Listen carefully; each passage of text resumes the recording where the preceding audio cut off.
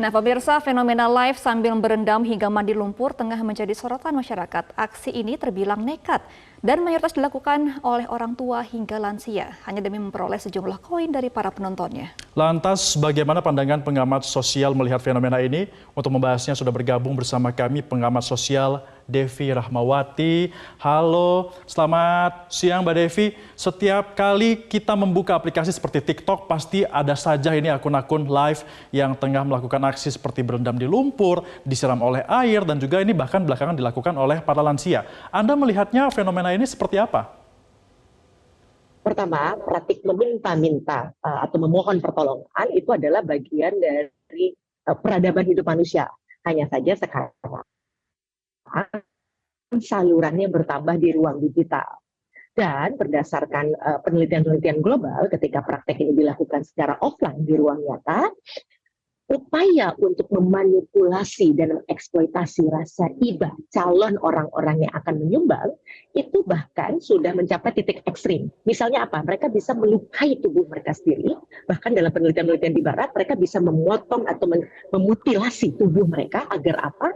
Agar upaya mereka meminta-minta itu menjadi tanda kutip sempurna karena orang betul-betul menjadi iba. Sehingga kalau kita sekarang temui di media sosial hal yang sama terjadi, sebenarnya bukan hal yang baru, karena artinya upaya untuk merebut hati seseorang dalam konteks meminta-minta ini sudah lama dilakukan, dan ini prakteknya menurut penelitian global mau daerahnya di barat, di timur dan sebagainya sama saja. Nah sekarang pilihannya sebenarnya terpulang pada kita semua sebagai target dari orang-orang yang akan memberikan sumbangan tersebut. Yang paling benar adalah filosofinya ketika kita ingin memberikan bantuan, pastikan bantuan yang kita berikan tidak lagi membuat orang yang membutuhkan bantuan tadi tergantung pada kita. Oleh karenanya yang paling benar adalah berikan pada lembaga yang terpercaya dan profesional. Jadi uang Devi yang hanya 1.000 perak digabungkan dengan duit Mbak dan Mas yang 1 miliar misalnya, dampaknya akan menjadi lebih besar, lebih luas dan terukur. Nah, yang menarik lagi dalam investigasi yang pernah dilakukan oleh salah satu media besar di dunia, bahkan yang menarik, platform sendiri itu kemudian mengambil untung dari aktivitas-aktivitas ini. Ini yang kemudian sekarang menjadi satu bentuk perhatian dunia bahwa platform pun juga harus bertanggung jawab terhadap konten-konten seperti ini. Ya, Mbak Devi, sebenarnya apa sih yang bikin fenomena ini tuh langsung marak dan masih ada yang nonton video-video seperti ini? Ya, karena satu ini kan berisikan sensasi. Di media sosial tentu saja hal-hal yang baru dan sensasional itu pasti akan membuat orang menoleh. Nah, tapi orang tidak menyadari, sekali dia menonton, sekali dia mengklik, itu memberikan insentif ekonomi terhadap pembuatnya yang tanpa dia sadari kemudian memuluskan jalan orang-orang yang diduga melakukan eksploitasi terhadap orang lain, dalam kasus ini upaya meminta-minta seperti itu. Ya, Mbak Devi, kalau kita saksikan di media sosial setiap kali ada konten semacam ini pasti penontonnya banyak, ribuan bahkan sampai dengan puluhan ribu. Memangnya apakah memang konten seperti ini itu dinikmati oleh masyarakat kita? Ya, karena ini hukum konservatif atau bahkan sangat tradisional ya, mau di media manapun, sesuatu yang akan menimbulkan perhatian adalah sesuatu yang bersifat emosional.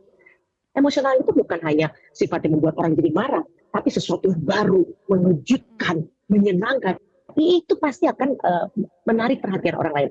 Apalagi hal ini kan menimbulkan banyak rasa.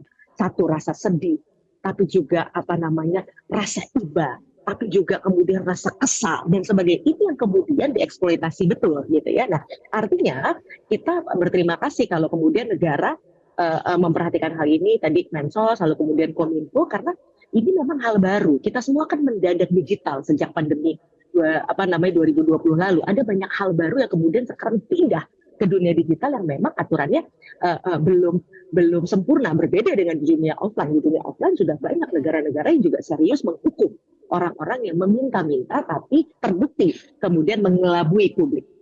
Baik. Oke, Mbak Devi, ini singkat saja. Langkah tegas dari pihak terkait untuk konten seperti ini seperti apa, Mbak Devi?